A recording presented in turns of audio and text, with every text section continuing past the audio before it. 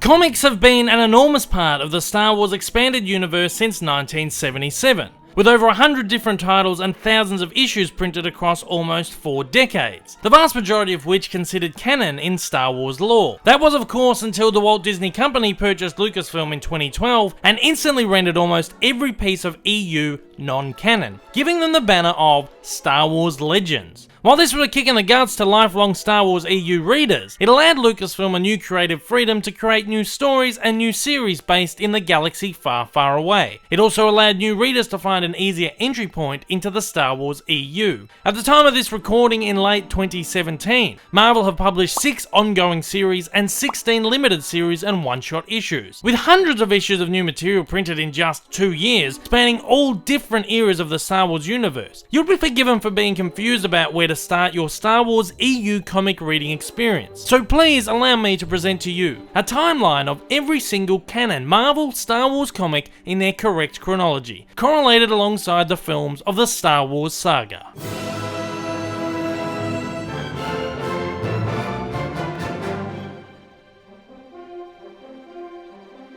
First on the timeline is Star Wars Volume 5, of course the 5th volume from the main Star Wars series, Yoda's Secret War. This is a Yoda solo story focusing on one of Yoda's solo missions, probably a few years before the events of The Phantom Menace. This story arc spans issues 26 to 30 of Star Wars, and although canonically taking place before any other material so far published, I'm not sure I'd start your reading with this arc. It's one of my least favourite arcs and stories so far, and given that it crosses back and forth on the timeline, it's probably one best to read in issue order. It would be a weak way to start your reading experience, and we really don't want that. But for the sake of this timeline, this story is set first out of everything that's been published so far. Next up is Darth Maul. This is a 6-issue limited series which focuses on the origins of the Sith Lord Darth Maul. I really love this story. It's dark and powerful, yet at the same time it's fun. I really do hope Marvel continue to publish Darth Maul comics. Perhaps an ongoing series, that would be really fantastic. This story probably takes place within a couple of years of the events of The Phantom Menace, again, probably around the same time as Yoda's Secret War. And that being said, the very next thing on the timeline is actually Star Wars Episode 1, The Phantom Menace. If you're going to be reading all these comics in order, you have the option to read the comics around the movies, but of course, the movies also have comic adaptations as well. So you can either watch the movie or you can opt for the Marvel/Dark Horse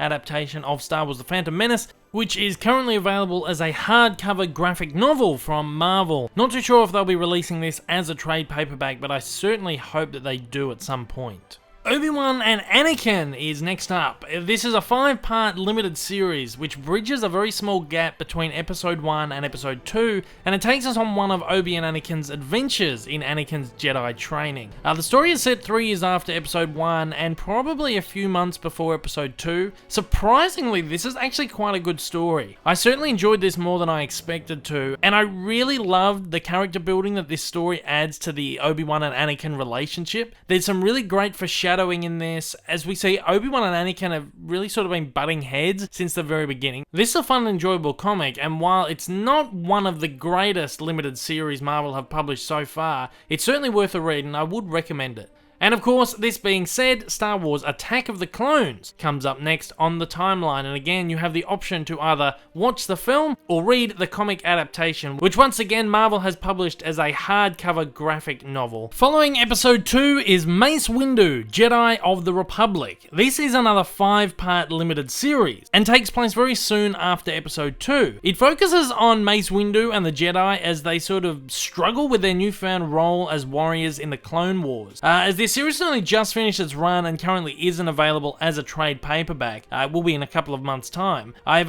not read this just yet, but it looks fantastic, and it's one of my most anticipated upcoming titles. Next up on the timeline is the Star Wars The Clone Wars theatrical film and TV series. Of course, these were part of the original extended universe, but because these were actually created and written by George Lucas, this series follows the theatrical films across into the new expanded universe universe and is officially considered canon. So you can watch all of the Clone Wars stuff. There is a list on the Star Wars website that tells you in which order to watch all the Clone Wars episodes because they were produced and released sort of out of canonical order. It is a really great viewing experience if you watch all of these episodes in chronological order. I would highly recommend it. Now back onto the comics, and next up we have Darth Maul, son of Dathomir. This is another limited series. It's only got 4 parts. Now this was actually originally a Dark Horse comic series, who were the comic publisher that had the rights to Star Wars comics before Marvel got them back a couple of years ago. But this series was actually originally written as Clone Wars episodes. Clone Wars, of course, when Disney came in, was cancelled, and there was a whole bunch of episodes that had been written out and just never made. This Darth Maul, son of Dathomir series were actually supposed to be episodes of the Clone Wars. And because the writers of these episodes thought that this was such an important story to tell, and finally closes off Darth Maul's story arc that he has in the Clone Wars series, they thought it was important to actually publish these one way or another. And because of the ties to the Clone Wars series, this has become the only comic book series to travel from the old EU to the new EU. So yes, Darth Maul, son of Dathomir, is official Star Wars canon, and has actually just been republished by Marvel in trade paperback form. It's a really great series too. Next up is another series which is sort of occurring concurrently with Darth Maul, son of Dathomir and Star Wars The Clone Wars. It is Canon Vol 2, First Blood. Now,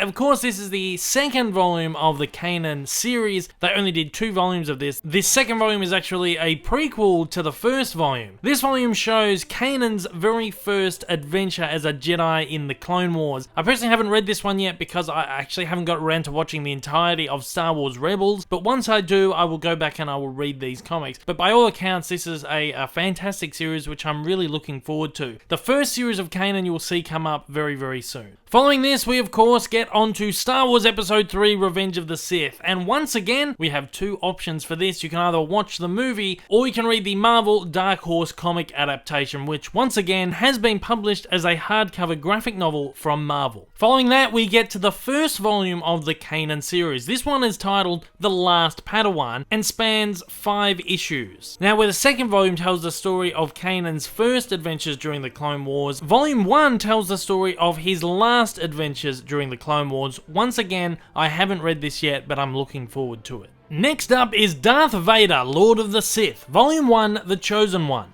This is the first arc of the second Darth Vader ongoing series, spanning issues 1 to 6. This series follows very soon after Episode 3 and chronicles Anakin Skywalker's transition into Darth Vader. This series is absolutely spectacular, and I love how it continues to blend the lines between the original and prequel trilogies. This is something that Marvel has not been afraid to do. I mean, a lot of fans really despise the prequels. I personally love them, and I love the fact that we can actually see a melding between the 2 trilogies, which really helps to form a really beautifully concise chronology. While the prequels showed us Anakin's downfall, we finally get a chance to see Darth Vader's rise. Volume 1 is followed by Volume 2, The Dying Light. This continues the tales of the rise of Vader and comprises issues 7 to 12 of the series. This is a currently ongoing series, so expect more issues and stories to fill this gap as we go forward into the future.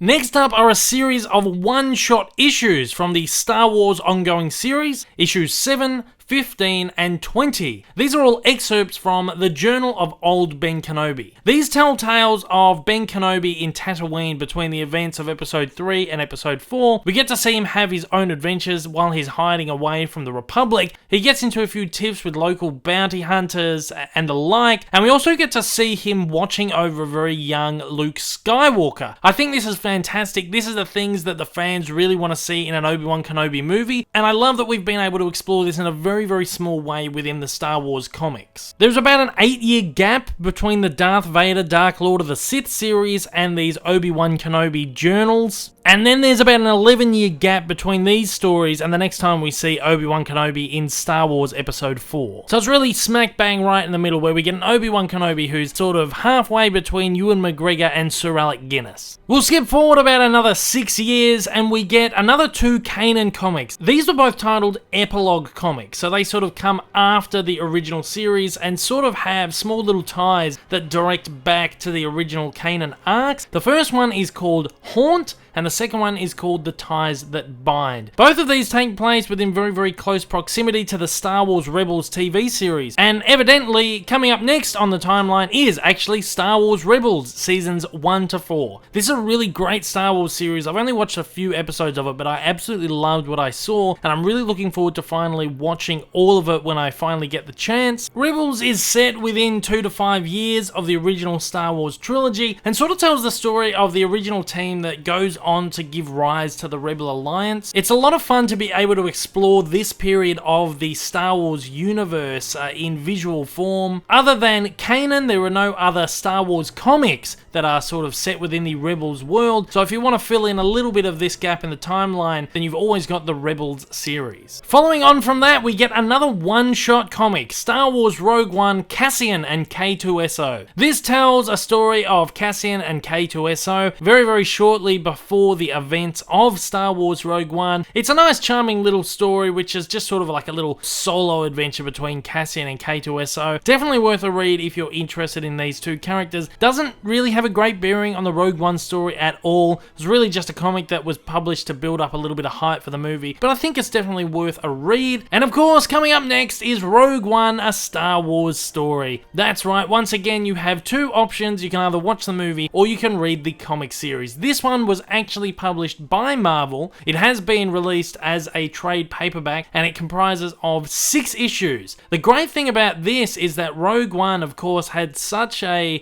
rocky production history. There were so many reshoots, there were so many things cut out of the movie. This comic actually retains a lot of the stuff that was cut out of the movie, so if you want a sort of alternate take on the story, or you want to go back and read a few things that didn't make it to the screen, this is a really great way to sort of fill in those gaps. This is sort of akin to the original Star Wars novels that were published when the original trilogy first came out. The novels were published before the movies were released and included a whole bunch of deleted scenes, and I think it's sort of akin to that. You get to experience the movie in a different way. So if you're reading these Star Wars comics in chronological order, I think it would be worth your while reading the Star Wars Rogue One adaptation. Once again, it's currently being published as a trade paperback. Of course, Star Wars Rogue One takes place within minutes of Star Wars Episode 4, A New Hope.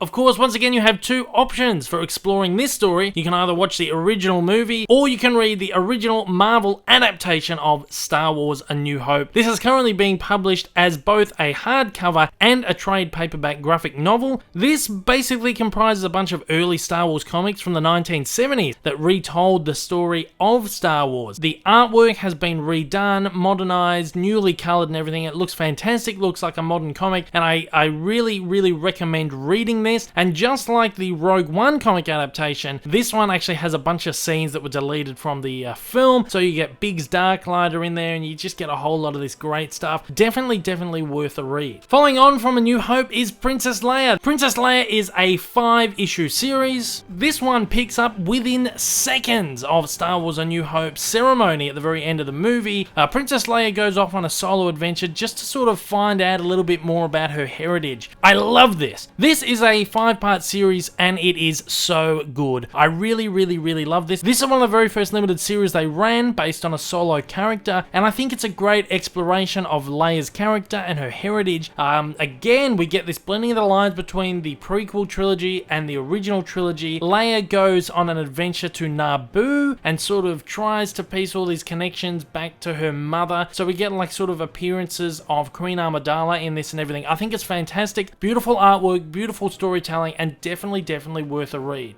Taking place around the same time is Chewbacca's own limited series. Chewbacca is once again another 5-issue series. I thought this was actually a little bit of fun. I put off reading this one for so long because I wasn't too sure what to expect. And for a main character that doesn't actually speak English, I thought they pulled off this comic really well. It's really small, really charming story. I think it's aimed for a more sort of younger audience, but I still found it fun. I found it enjoyable. And if you love Chewbacca, you'll definitely love this comic as well. Following very soon on from that is Star Wars Volume 1 Skywalker Strikes, as well as Darth Vader Volume 1 Vader. Now, this is the interesting thing. This is where the timeline kind of gets a little bit confusing because the Star Wars and Darth Vader ongoing series were both running sort of at the same time chronologically. This all builds up to a crossover event, which you'll see very, very soon. But in order to sort of get the idea of the full story, you really need to read these issues in the correct order. Basically, this tells the story of Darth Vader trying to track down the rebel who blew up the Death Star in A New Hope, and I think it's fantastic. So we follow Vader sort of trying to piece together this puzzle of trying to track down Luke, and then we follow Luke trying to get away from Vader. There's this great moment where Darth Vader and Luke Skywalker meet for the first time. Who knew they ever came face to face before The Empire Strikes Back? I think this is a fantastic series. So to get the full story, to get the full picture leading up to the crossover event, we have to read Star Wars issues 1, 2, and 3, Darth Vader issue 1, Star Wars issue 4, Darth Vader issues 2, 3, and 4, Star Wars issue 5, Darth Vader issue 5, Star Wars issue 6, and then Darth Vader issue 6. You should also then read the epilogue of Star Wars issue 7. This is one of the Obi-Wan Kenobi one-shots, but the epilogue of this short is set very soon after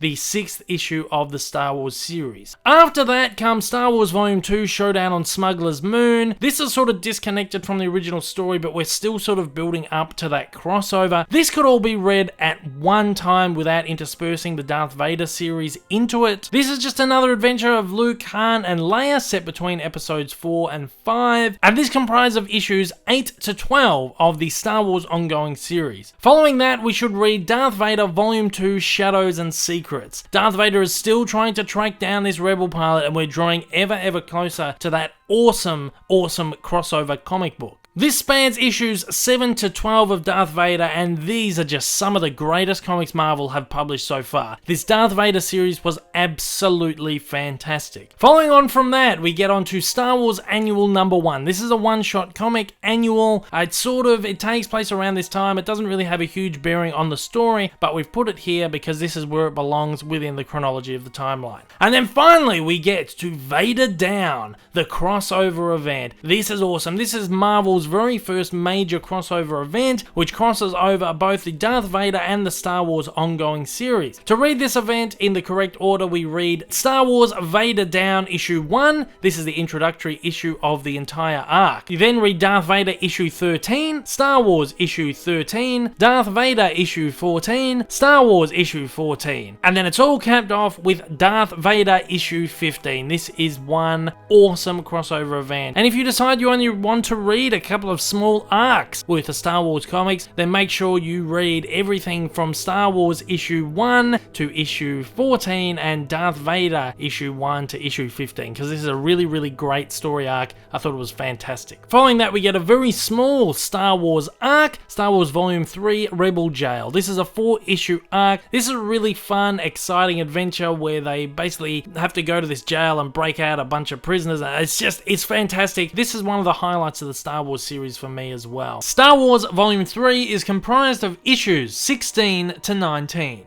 Following that is Darth Vader Annual 1. Now, the annuals don't often have a bearing on the main story itself, but this annual actually leads right into Darth Vader Volume 3, The Shu-Torun War. This is a 4-issue arc, and once again is really fantastic. Darth Vader Volume 3 is comprised of issues 16 to 19.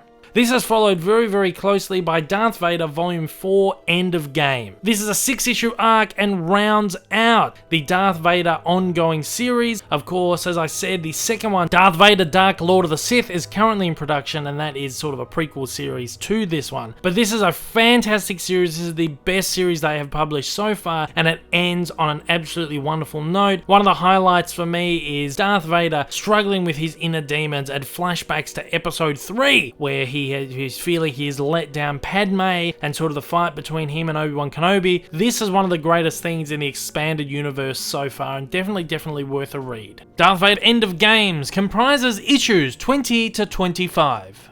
Following that, we got a whole bunch of Star Wars arcs. We've got Star Wars Volume 4, The Last Flight of the Harbinger, which comprises issues 21 to 25, another really fun adventure. And then we get Star Wars Volume 5, Yoda's Secret War. Again, we started off the timeline with this, but I feel like if you're going to read this, you should probably read it here, because we flash back between Luke Skywalker and Yoda. Sort of their journeys are sort of running in parallel between each other. Luke is actually reading about an early adventure of Yoda in one of Obi-Wan's journals. So you sort of see the parallels between the two stories, and we flash back and forth, and I think it's sort of a really important story to read at this moment in the series. Once again, this comprises issues 26, 27, 29, and 30. Issue 28 doesn't have any Luke Skywalker in it. It's completely focused on the Yoda story. This is then followed by Star Wars Annual number 2. This is a one-shot comic. I didn't really enjoy this one so much. This is one again that felt like it was sort of aimed towards a younger audience. The artwork in this one was sort of really cartoonish. I didn't feel for it too much, but it is a little bit of a fun Princess Leia adventure. If you really like reading about Princess Leia, I would highly recommend that. Following very soon from that is Dr. Aphra Volume 1, Aphra. Now, Dr. Aphra was a character that was introduced in the original Darth Vader series. Darth Vader hires her to steal a bunch of stuff for him, and she ends up in his clutches, basically, and struggles throughout the Darth Vader series to sort of escape those clutches. She escapes and then goes off on her own adventures, which are now chronicled in her own ongoing series. I think this series is absolutely fantastic. It's fun, it's exciting. The best way I can explain this is sort of like a female Indiana Jones. She's a young archaeologist wandering the galaxy trying to find old relics and stuff that she can sell off. I think it's fantastic. The first arc of this spans Dr. Aphra issues 1 to 6, and following this we get our second crossover event. This is the Screaming Citadel. Look, this was a bit of an exciting crossover, but I felt like it didn't reach the same heights as Vader Down. To read this crossover properly, you must read the introductory issue, Star Wars Screaming Citadel number 1, followed by Star Wars issue 31, Dr. Aphra issue 7, Star Wars issue 32, and cap it off with Dr. Aphra issue 8. Following this is a bunch of Star Wars one-shot comics. Star Wars issues 33, 34, 35, and 36. These are all one-shot comics which are based on smaller, more character-driven pieces. In the first one, Luke and Leia go off on their own adventure to try and find a new rebel base. The second one's a Lando Calrissian story, which is a lot of fun. The next one is a story focusing on Han Solo, Chewbacca, and Jabba the Hutt, which is a lot of fun. And the next one is all about R2-D2, which it's probably my least favorite one of the lot. These were just sort of written to sort of tie over into the next arc. Next up is Star Wars Annual number 3. This is another one-shot issue, and it follows Leia and Han Solo trying to find a new rebel base. I thought that was a lot of fun. And followed by that is one final Star Wars one-shot comic, Star Wars issue 37, which follows a squadron of stormtroopers. It's a very, very fun story, and definitely recommend it. Following that, we read Dr. Aphra Annual 1. This is the Dr. Aphra Annual, and like the previous Darth Vader Annual, this one actually leads into the next volume in the Dr. Aphra timeline, which is Dr. Aphra Volume 2, The Enormous Prophet. This arc spans issues 9 to 14 of the Dr. Aphra series. Next up on the timeline is Star Wars Volume 7, The Ashes of Jeddah. This is another one of those exciting things that sort of blends the timeline together. Of course, Jeddah was the ancient Jedi city that was featured in Rogue One. This is where all the kyber crystals were originally found. And of course, in Rogue One, the Empire tested out their Death Star on Jeddah and basically decimated the planet. In this storyline, the Empire decides to turn its attention back onto Jeddah as they attempt to go in and scavenge all the remaining kyber crystals that have been left lying around on the planet. And the rebels, who are now off looking for a new base, obviously get dragged into this because they don't want the Empire to get their hands on these remaining kyber crystals. This is fantastic, and again, it's another one of those things that makes the timeline just so much stronger. This is like the characters from the original trilogy sort of going into Rogue One, into the setting of Rogue One, and it just makes the timeline just so much more concise, so much more strong, and I just absolutely love it. The Ashes of Jeddah spans issues 38 to 43. And once again, this is an ongoing series, so as this series continues to be published, expect this gap in the timeline to be further filled. Then up next is another Star Wars one-shot comic. This is Star Wars The Last Jedi Storms of Crait. This is a comic that has been designed to tie into the new film The Last Jedi. It takes place here chronologically because, as we've said, the Rebel Alliance are now trying to find a new base for themselves, and in this issue, Luke and Leia are exploring the planet Crait as a possible new home for the Rebel base. Now, Crait is a planet that's going to feature heavily in The Last Jedi. Now, I'm not too sure sure how heavily this is going to tie into the new movie. Probably not a lot. It's not going to be like a necessary thing that you need to read going into The Last Jedi. I think it's really just designed to give you a background on the planet Crait, and it'll just be like an interesting read more than anything else. And this comic will be published on December 27th. And following this, we come up to Dr. Aphra Volume 3 Remastered. So far, only one issue of this arc has been published, but it is set to be a 4-issue arc concluding in February of 2018. Once again, this is an ongoing series, and once more issues of this are published, this gap in the timeline will be further filled. Up next is another limited series, Lando. This is one of my absolute favorite series of them all. This is almost like a sci-fi, comedy, caper, sort of crime story. I just really loved it. Lando and Lobot go off on this adventure to try and steal something from the Empire, and it's a whole lot of fun. It's just a great action-adventure caper story, and again, it's one of my favorite limited series that has been published so far. It is great, and I just love that Lando gets a little bit of spotlight. He's such a cool, charismatic character that the more Lando, the better. And I say, Marvel, do another Lando series, please, because I loved this one. Following Lando is Han Solo's very own 5-issue limited series. This is a great,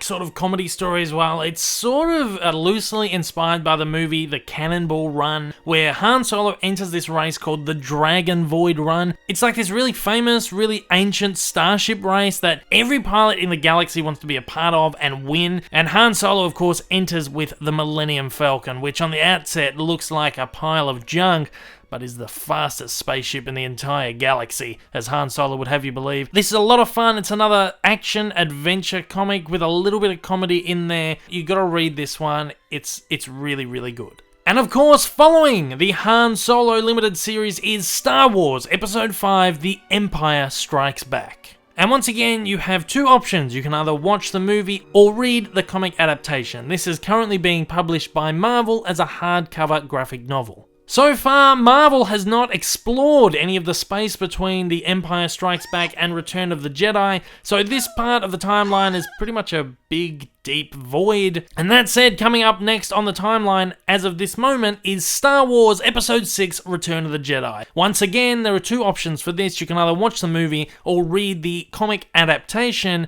which is once again being published by Marvel as a hardcover graphic novel. Following Return of the Jedi, we get another 4-part limited series. This is Star Wars Shattered Empire. I thought this was a lot of fun. This takes place within seconds of the end of Return of the Jedi. This was designed as a Journey to the Force Awakens storyline. It actually focuses on Poe Dameron's parents, who are rebel pilots, and it sort of explores these two characters with Luke Skywalker, Princess Leia, Han Solo, and Lando Calrissian, sort of in the aftermath of Return of the Jedi. For a limited series, it's not the strongest one that they've published so far. It's nice to see just a little bit of something taking place just after Return of the Jedi, because the ramifications of the death of Darth Vader and the Emperor and basically the crumbling of the Empire is something that's really, really fun to explore. And coming up next, about 29 years down the timeline, is another Star Wars one-shot special, C-3PO The Phantom Limb. This is also designed as a Journey to the Force Awakens comic. So far it hasn't been published in any trade paperbacks, but it was published as a singular issue. Basically, the idea behind this comic is to explain how C-3PO wound up with a red arm. That was it. It's not a great comic, and they actually ended up pushing the release back on this 2 or 3 times because they were having a little bit of trouble writing it. It's not great, but if you want to find out how C-3PO wound up with that phantom limb, that red arm,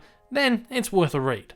Coming up after this is Poe Dameron Volume 1 Black Squadron. Now this is where we get into some of the shortest arcs of the series. It only spans 3 issues, but I really like the Poe Dameron comic. The artwork in this is sort of, again, a little bit childish. It feels like this is sort of a series aimed at younger readers, but I'm kind of really enjoying the stories, and this series is really growing on me. This first volume opens up with General Leia assigning Poe Dameron a mission to find Lor San Tekka, who of course is the old guy that is at the beginning of The Force Awakens, the guy that has the information on where Luke Skywalker is hiding. And this entire Poe Dameron series so far has basically been about Poe Dameron trying to track down Lor San Tekka in the lead up to The Force Awakens. Throughout the numerous volumes of this series, Poe Dameron gets into a whole bunch of different adventures, all the while trying to find Lord San Tekka. I think the idea behind it is fantastic. I'm not a huge fan of the artwork, but the stories are great, and like I said, this series is really, really growing on me. So following Poe Dameron Volume 1